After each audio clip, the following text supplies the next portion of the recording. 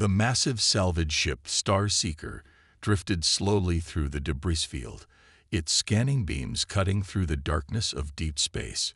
Captain Ross stood on his command deck, his four eyes blinking in sequence as he watched the holographic displays. His gray skin reflected the soft blue light of the ship's interior as he waited for something interesting to appear. "Captain, we're picking up a large metallic mass about 20,000 kilometers ahead," reported First Officer May from her station. Her tentacles moved gracefully across the control surface. Ross straightened his uniform.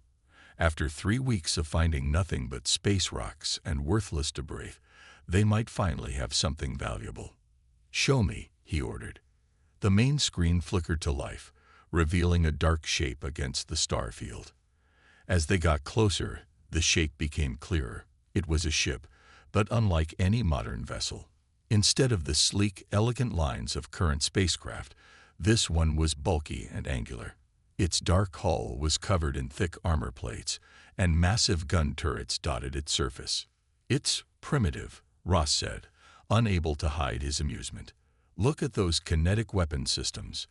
They actually used physical projectiles." He laughed, and several crew members joined in.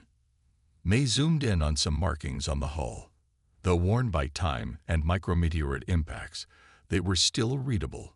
HSS Defiant, Earth Space Force. "A human vessel," Ross mused, his laughter fading slightly. The humans had vanished centuries ago, leaving behind only fragments of their civilization. Their disappearance remained one of the galaxy's great mysteries. "How long has it been drifting out here?"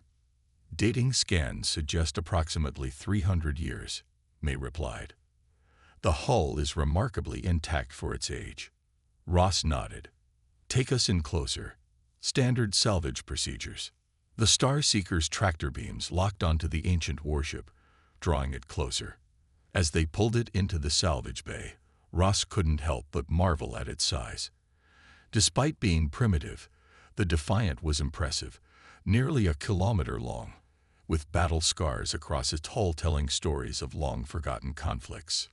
"Beginning internal atmosphere restoration," announced the engineering team. "Strange, the internal hull seals are still holding. This ship was built to last." Ross led a boarding team into the Defiant. Their environmental suits seemed out of place against the ship's utilitarian interior. Everything was angular, practical, with backup systems for backup systems.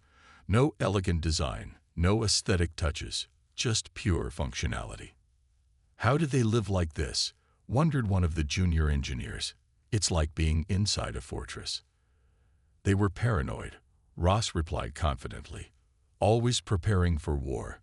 That's probably why they're gone now." He ran his scanner over a nearby console. "Look at this. Physical buttons and switches. They didn't even trust neural interfaces." The team made their way deeper into the ship, documenting everything for the Galactic Council's archives. The mess hall still had plates on the tables, as if the crew had just stepped away. The weapon systems, while powered down, showed no signs of decay. Everything was built with materials meant to last centuries. "Captain," called one of the scouts, "you need to see this." In the medical bay, they found rows of cryogenic pods. Most had failed over the centuries, their occupants long gone. But one pod still hummed with power, its systems running on some kind of atomic battery that had kept working all these years. Ross peered through the frosted glass.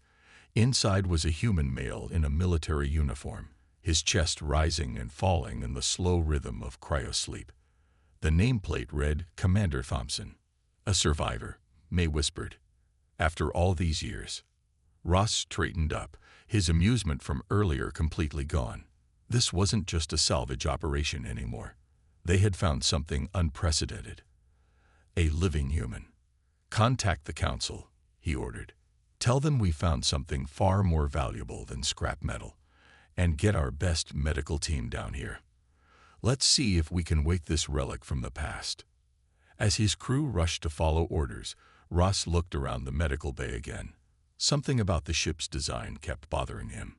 Everything was reinforced, hardened, built to survive whatever the universe threw at it. These humans might have been primitive, but they had built this ship to last. He just hoped they hadn't built it to fight. 2 weeks had passed since the discovery of the HS Defiant. The ancient human warship now rested in a high-security dock at the Galactic Council's main medical facility. Teams of alien scientists rushed around the cryopod containing Commander Thompson, their excitement growing with each new discovery. "Impossible," muttered Dr. Rax, the head of the medical team. His scaled hands moved across the examination data. His cells should have broken down centuries ago. These humans, they knew things about cryogenics that we still don't understand. Captain Ross watched from the observation deck above. The past 2 weeks had changed his view of human technology. What he had first seen as primitive now seemed more like elegant brutalism. Everything built with purpose, every system designed to survive. "The Council wants him awakened," announced Leader Venn, walking onto the observation deck. The Council leader's ornate robes seemed out of place among the stark medical equipment. They believe studying a living human will give us valuable insights into their technology. Ross turned to face his superior. "With respect, Leader, we still don't understand their cryogenic system. Waking him could kill him." "That's a risk we'll have to take," Venn replied coldly. "The Council has spoken." Down in the medical bay, Dr. Rax began the revival sequence. The cryopod's ancient systems fought against their attempts to interface with it. Warning lights flashed as the pod rejected their modern medical equipment. "It's not accepting our commands," Rax reported. "The pod's systems are arguing with us." He looked up at the observation deck. This might take time. Days passed as the medical team tried to crack the pod's security. They discovered that human computers didn't use the elegant quantum systems of modern ships. Instead, they relied on hardened electronic systems that, while slower, were nearly impossible to hack or corrupt. On the 4th day, a young medical technician named Trell made a breakthrough. "Look at this," she said, pointing to a simple physical interface on the pod. They wouldn't have relied on wireless signals or neural links. Everything important has a manual backup. Rax watched as Trell used the pod's built-in controls. The ancient machine hummed to life, beginning its awakening sequence without any help from their advanced systems. The frost on the glass began to clear. "His vital signs are strengthening," announced one of the medical staff. "Brain activity increasing. He's waking up." Commander Thompson's eyes opened slowly. He looked around the medical bay, taking in the alien faces with remarkable calm. When he tried to speak, his voice was rough from centuries of disuse. "Status report," he managed to say. The medical team looked at each other in confusion until Trell stepped forward. "Commander Thompson, you're in a Galactic Council medical facility. Your ship was found drifting in space. You've been in cryosleep for over 300 years. Thompson nodded slightly, as if this news wasn't particularly surprising. The rest of the crew. "You were the only survivor," Trell said gently. "The other pods failed over time. Only yours kept working." "Built to last," Thompson whispered, a sad smile crossing his face. "Just like the old girl herself." He tried to sit up but found himself too weak. From the observation deck, Leader Venn watched with growing interest. "Remarkable composure," he noted. "To wake up centuries in the future, surrounded by aliens, and maintain such control. These humans were well trained. Or they were used to expecting the unexpected," Ross replied, remembering the Defiant's battle-ready design. Thompson spent the next few days regaining his strength. The medical team was amazed at how quickly he adapted to their presence. He asked clear, intelligent questions about the current state of the galaxy, showing particular interest in current military technology. "Your ships," he asked Trell during one of their conversations, "they use energy weapons now. No kinetic systems. Physical weapons are obsolete," she explained. "Energy shields make them useless. Modern combat is all about overwhelming shield harmonics." Thompson nodded, but there was something in his expression that made Ross uncomfortable, a look that suggested he knew something they didn't. The human was learning about their weaknesses, cataloging them with military precision. Ross couldn't shake the feeling that they had awakened more than just a historical curiosity. They had revived a warrior from an age when humanity fought battles too terrible to imagine. And somehow, he knew that knowledge would soon become very, very important. The emergency alarms blared through the Galactic Council's central chamber. Red lights flashed as reports flooded in from the outer colonies. Leader Venn stood at the main display, his face grim as he watched another defensive fleet disappear from the tactical map. "Third Fleet lost this week," he announced to the gathered council members. The Ravagers broke through their shields like they weren't even there. No survivors. Captain Ross stood at the back of the chamber, watching the council members argue. The Ravagers had appeared from deep space 2 months ago. Their ships were unlike anything the council had ever seen. Huge, black vessels that seemed to absorb energy weapons without damage. "Our best shields are useless," reported the defense minister. "The Ravagers have some kind of technology that bypasses them completely. Our energy weapons can't penetrate their defenses." In the medical wing, Commander Thompson watched the same tactical displays from his recovery room. His face showed no surprise at the reports, only grim recognition. Trell noticed his expression as she checked his recovery progress. "You've seen something like this before," she said. It wasn't a question. Thompson nodded slowly. "We called them the Dark Swarm. They appeared in human space the same way. Unstoppable ships, immune to energy weapons. They destroyed our outer colonies one by one. But humanity survived," Trell said, remembering her history. "They were pushed back." "Yes," Thompson replied, his eyes fixed on the tactical display. "We beat them, but not with energy weapons or fancy shields." Before he could explain more, the facility shook with a massive impact. Emergency sirens wailed as reports came in. A Ravager scout ship had appeared in the system. The Council's defensive fleet moved to intercept it. "Watch," Thompson said quietly. "Watch what happens when they try to fight it." On the main display, the Council ships opened fire. Beams of pure energy lanced out, striking the Ravager vessel. But instead of damaging it, the black hulls seemed to drink in the energy attacks. The Ravager ship turned, revealing weapon ports along its sides. "Energy absorption technology," one of the Council scientists announced. "They're using our own weapons against us." The Ravager ship fired back. Balls of captured energy slammed into the Council ships, overwhelming their shields instantly. 3 destroyers vanished in balls of fire. The remaining ships retreated, their weapons useless. In the Council chamber, panic was spreading. "Nothing works against them," shouted one Council member. "Our most advanced weapons are worthless." Leader Van noticed Captain Ross leaving the chamber quietly. He followed him to the medical wing, where he found Ross talking intently with Thompson and Trell. "The Defiant," Thompson was saying. "Have you powered up her weapons yet?" "No," Ross replied. "We thought they were obsolete. Primitive." Thompson smiled grimly. "The Dark Swarm had the same weakness as these Ravagers.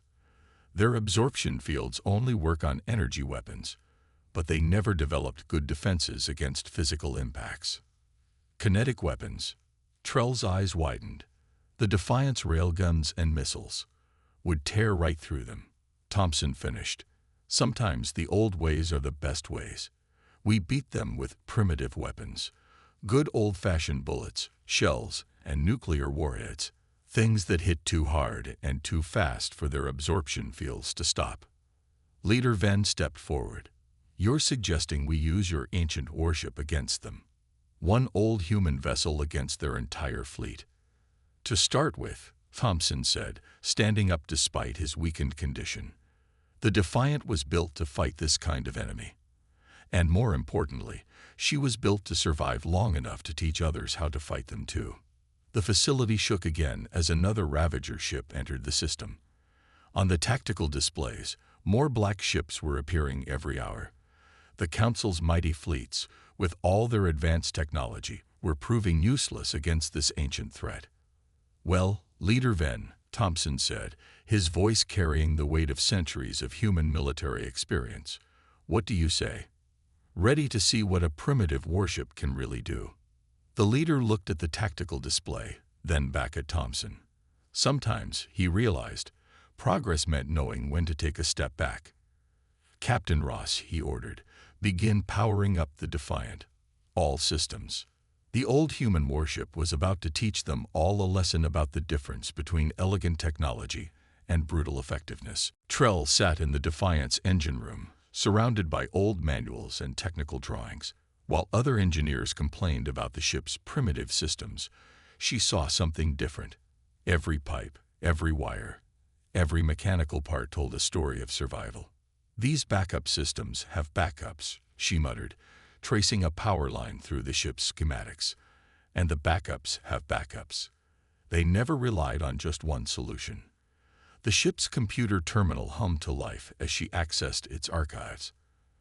Unlike modern quantum computers, the Defiant systems used hardened electronics that still worked perfectly after centuries.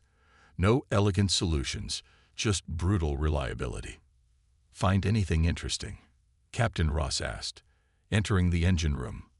He looked tired. Another colony had fallen to the Ravagers that morning. "Look at this," Trell said, pointing to the screen. The humans fought something exactly like the Ravagers before. They called them the Dark Swarm. Same energy-absorbing technology, same weakness to physical weapons. Ross leaned closer, his 4 eyes focusing on the combat footage playing on the screen. Human warships, similar to the Defiant, engaged massive black vessels. Energy weapons splashed harmlessly off the dark hulls, but when the human ships fired their railguns, the kinetic rounds went straight through. Ross whispered, "No energy for their absorption fields to stop." "There's more," Trell continued, pulling up more files. The Defiant wasn't just a warship. She was a prototype, designed specifically to fight enemies like the Dark Swarm. Look at her main weapons. The schematics showed massive railgun batteries, each capable of accelerating projectiles to incredible speeds. Missile pods lined the hull, carrying warheads that would ignore energy shields completely. And deep in the ship's belly lay something even more powerful. "Nuclear weapons?" Ross asked, shocked. "They still used atomic weapons in space combat." "Why not?" Trell replied. "Against an enemy that absorbs energy, a good old-fashioned explosion might be exactly what you need." The humans knew this. They built their ships to last through hell itself. In the medical bay, Commander Thompson was reviewing the ship's status reports. His strength had returned enough for short walks, and he spent every moment studying the current situation. When Trell and Ross arrived to share their findings, he was already drawing up battle plans. "The Defiant needs a full crew to fight properly," he explained. "I can command her, but I'll need your people to learn how to operate her systems. They're not complicated, just different from what you're used to." "My engineers say it will take weeks to understand these mechanical systems," Ross said doubtfully. Thompson shook his head. "You're thinking too hard. Look at this." He picked up a wrench from a nearby toolbox. "This is a wrench. It turns things. No neural interface, no quantum harmonics. When something breaks, you fix it with tools and spare parts. Simple. Like the weapons," Trell added excitedly. "The railguns just throw metal very fast. The missiles are just rockets with explosives. Everything is straightforward." "Exactly," Thompson smiled. "Humans learned a long time ago that the fanciest solution isn't always the best one. Sometimes you just need to hit the problem hard enough." An alarm sounded through the facility. Another Ravager fleet had been detected, heading toward a heavily populated system. The Council's remaining ships were gathering for a desperate defense, but everyone knew their energy weapons would be useless. "We need to wake her up now," Thompson said firmly. "The Defiant might be old, but her guns still work. And more importantly, we can teach other ships how to fight like she does." Ross looked at the tactical display, then at the old warship sitting in the dock. Its angular hull and massive gun turrets no longer looked primitive to him. They looked like exactly what they needed. "I'll talk to Leader Ven," he decided. "We've tried everything else. Time to see what humanity's primitive technology can do against these monsters." As Ross left, Trell stayed behind with Thompson, eager to learn more about the ship's systems. The old human warrior began explaining how each weapon worked, his voice filled with pride. Sometimes, the old ways really were the best ways. The Defiance bridge hummed with activity as alien engineers worked to bring its systems online. Commander Thompson sat in the captain's chair, his fingers running over the familiar controls. Around him, Captain Ross and Trell supervised the reactivation process. "Main reactor startup sequence initiated," Trell announced, her hands moving confidently across the mechanical controls. She had spent days studying the ship's systems, learning to appreciate their straightforward design. Warning: the ship's computer spoke in its simple electronic voice. "Reactor containment requires manual verification." Thompson nodded to Trell. "Go ahead. Show them what you've learned." Trell walked to the engineering station and began the startup sequence exactly as Thompson had taught her. No neural links, no quantum interfaces, just buttons, switches, and mechanical indicators. The reactor's deep hum grew stronger. "Reactor containment verified," she reported proudly. "Power levels rising." "I still can't believe you trust mechanical gauges over quantum sensors," Ross said, watching the old-style displays light up one by one. Thompson smiled. "Quantum sensors can be fooled. But this..." He tapped a nearby pressure gauge. "This either works or it doesn't. No in-between, no complicated failures. Simple." The bridge crew watched in amazement as more systems came online. The massive railgun turrets began their startup sequences, hydraulics pumping as they tested their range of motion. Deep in the ship's magazines, automated systems began preparing the first batch of kinetic rounds. "Weapon systems at 60%, reported one of Ross's crew, an engineer named Pax. He had doubted the old weapons at first, but now he felt the raw power in them. "These railguns, the energy readings are incredible. Pure kinetic force," Thompson explained. "No fancy energy fields to be absorbed. Just good old-fashioned physics. Mass times acceleration equals Ravager destruction." Suddenly, the emergency alerts blared through the facility. Leader Ven's voice came over the communication system. 3 Ravager ships just entered the system. They're heading straight for the shipyards. Thompson straightened in his chair. Time to show them what a primitive warship can do. "Trell, engine status." "Main drives ready," she replied confidently. "All backup systems green." "Weapons?"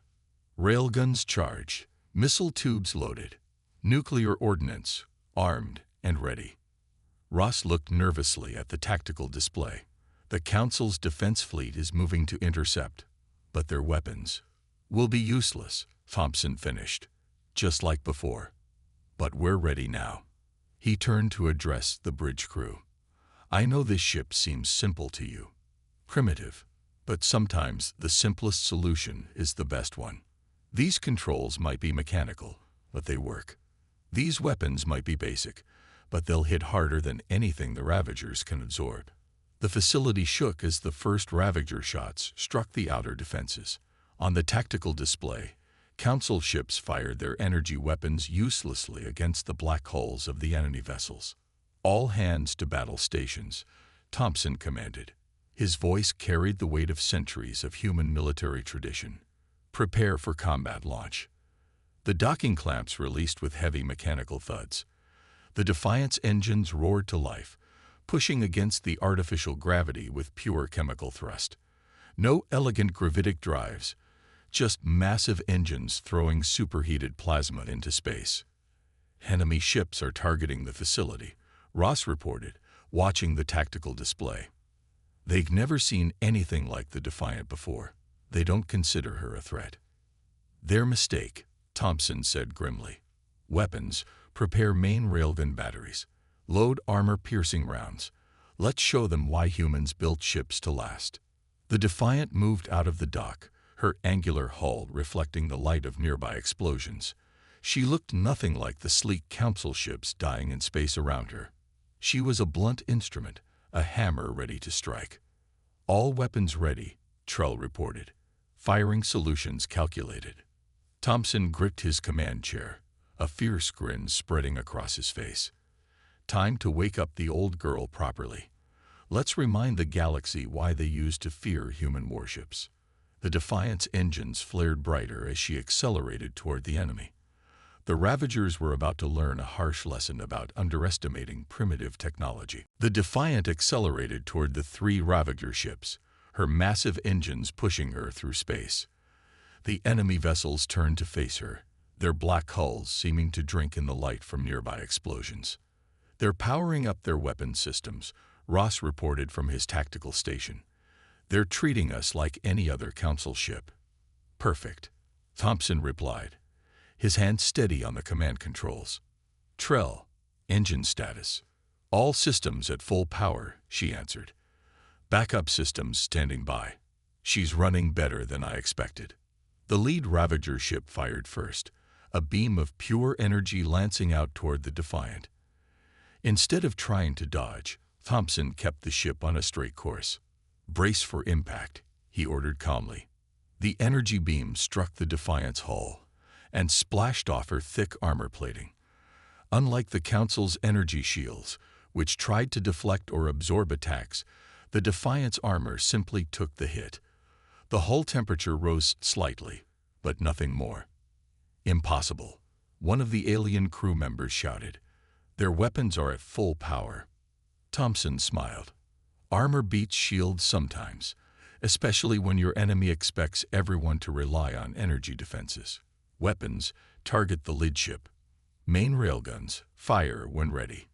The Defiant's main gun turrets swung into position. Each barrel was nearly 50 meters long, designed to accelerate projectiles to incredible speeds. There was no elegant energy field, no complex targeting systems, just pure kinetic force. "Firing," Trell announced. The ship shuddered as the railguns fired. Streaks of metal crossed space in less than a second, too fast for any defense system to track. The round slammed into the lead Ravager ship's hull, and for the first time, the aliens saw their enemy's armor fail. "Direct hit," Ross shouted. "Their hull is breached." They didn't expect physical ammunition. The Ravager ship's energy absorption fields flickered uselessly. They were designed to catch and redirect energy weapons, but they could do nothing against solid metal moving at relativistic speeds. Secondary explosions rippled along its hull as more railgun rounds found their marks. "Second ship is trying to flank us," Pax reported from his station. "They're adapting their tactics." "Launch missiles," Thompson ordered. "Show them another human surprise." Missile tubes along the Defiant's flanks opened, launching dozens of projectiles. Unlike modern energy torpedoes, these were simple rockets carrying heavy warheads. The Ravager ships tried to shoot them down with energy weapons, but their beams were useless against the missiles' hardened casings. The missiles struck home. Nuclear fire blossomed in space as the warheads detonated, overwhelming the Ravager ship's defenses with pure explosive force. The second ship's hull cracked under the assault, its systems failing. "Last ship is trying to retreat," Ross announced. "They're sending out a distress signal." "Not this time," Thompson said firmly. "Can't let them warn the others about our weapons. All guns, fire at will. Show them everything we've got." The Defiant's full arsenal opened up. Railguns thundered, missiles streaked through space, and point defense weapons filled the void with streams of metal. The last Ravager ship tried to return fire, but its energy weapons seemed pathetically weak against the Defiant's armor. "Their hull is failing," Trell reported, wonder in her voice. "The old weapons, they work perfectly." The final Ravager ship exploded in a spectacular fireball, leaving nothing but debris floating in space. The bridge crew stared in amazement at their tactical displays, hardly believing what they had just witnessed. 3 Ravager ships destroyed, Ross said quietly. "In less than 10 minutes. Our modern fleets couldn't even scratch them, but the Defiant."